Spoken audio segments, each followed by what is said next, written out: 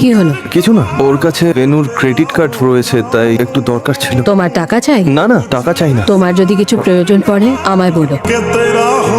আমার না কেমন সন্দেহ হচ্ছে। আমার মনে হচ্ছে যে আমাদের নাইজেল ওর ফ্ল্যাটেই রয়েছে। কপাল খুলে গেছে। এই ফালতু বকিস না, ওর কিছু হয়ে গেলে।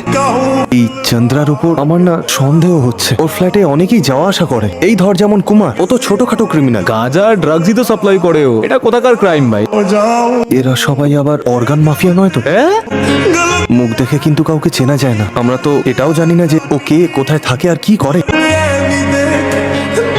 ভাই আমি একটা কথা বলি, আমি চুপি চুপি ওর পিছু নিই। সেই সময় ওর ফ্ল্যাটে তুই একটু দেখতে পারবি? আমার মনে হচ্ছে নাইজেল ওখানেই রয়েছে। ঠিক আছে